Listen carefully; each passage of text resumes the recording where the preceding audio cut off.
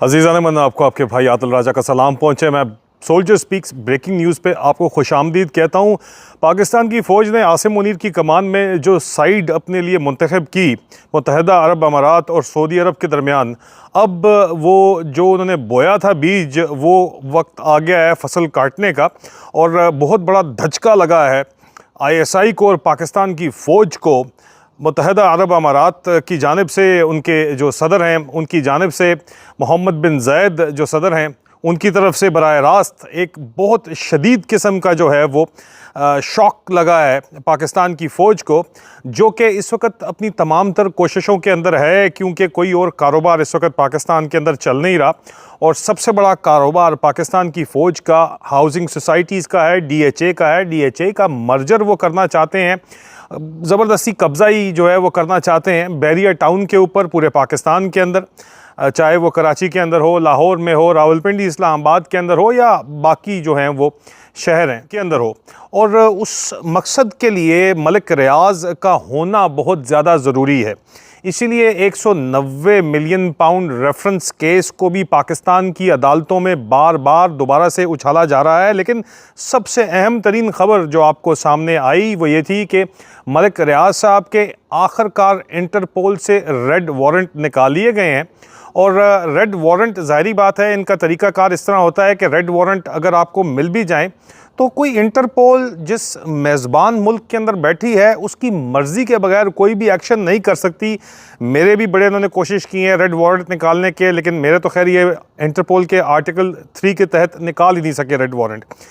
क्योंकि ना तो फ़ौजी किसी के रेड वारंट निकल सकते हैं, ना ही सियासतदान के सियासी या फ़ौजी केस के अंदर निकल सकते हैं। हाँ, अलबत्ता मलिक रियाज साहब बिजनेसमैन हैं और उनके ऊपर क्रिमिनल केसेस बना के उनके ख़िलाफ़ जो रेड वारंट निकालने में कामयाब तो हो गया आसिम मुनीर सरकार, क्योंकि मेन फोकस ये है कि मलिक रियाज साहब को पाकिस्तान वापस बुलाया जाए। बहुत से उनके लिए पहले दाना फेंका गया, उनको ऑफ़र्स कन्वे की गई मलिक रियाज को दुबई के अंदर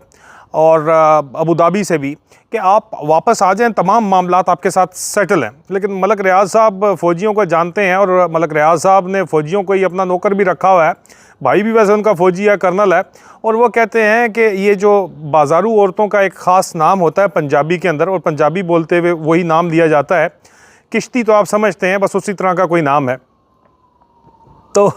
मलिक रियाज साहब जो हैं वो कहते हैं कि फ़ौजी जर्नैल और वो जो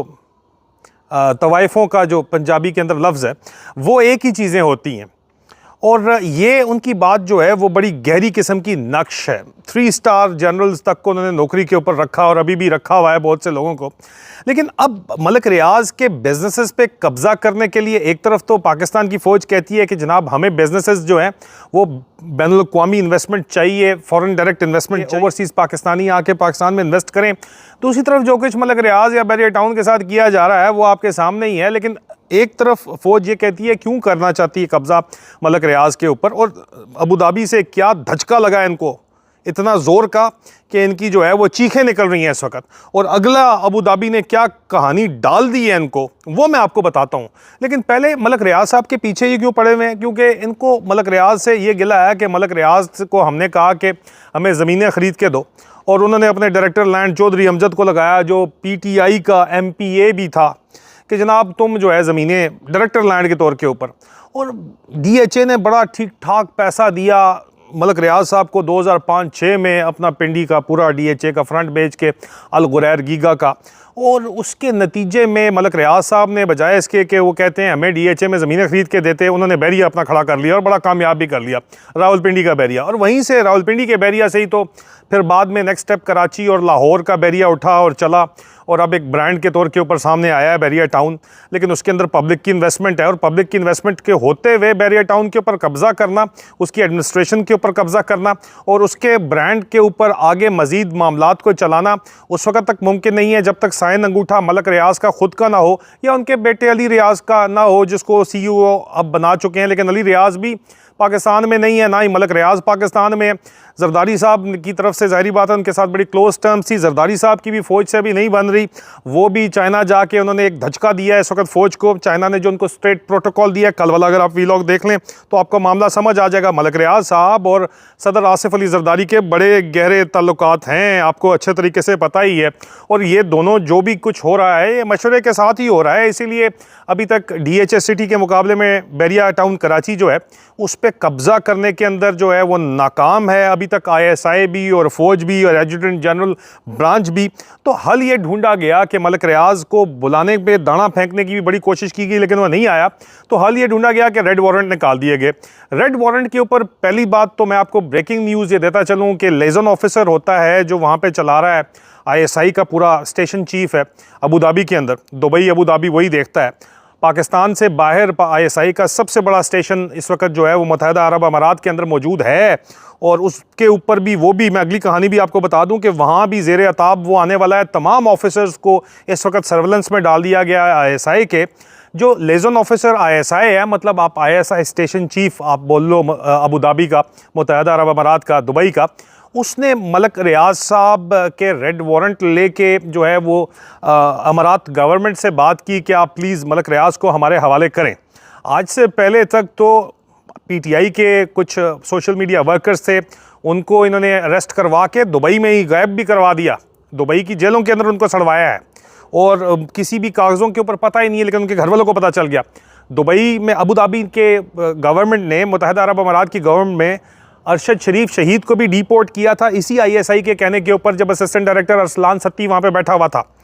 और अब लेज़न ऑफिसर टॉप रैंकिंग ऑफिसर है, उसने मलिक रियाज के लिए बात की कि मलिक रियाज को आप हमारे हवाले कर दें या इंटरपोल के हवाले करें ताकि हम इनको लेके जाएं वहाँ पे और पाकिस्तान ले जाके ज़ाहिरी बात है साइन अंगूठा करवाना है बैरिया टाउन उनसे लेने के लिए। मुत्तहिदा अरब अमारात की गवर्नमेंट ने मुँह के ऊपर थप्पड़ मारा है आसिम मुनीर के और कहा है कि नो वे, इनकार कर दिया ISI के लेज़न ऑफिसर को कि मलिक रियाज तुम्हारे हवाले नहीं हो सकता। और ये मुझे मुसद्दिका खबर पाकिस्तान की इंटेलिजेंस कम्युनिटी, ISI, MI, अब भी फैली हुई आज खबर इस वक्त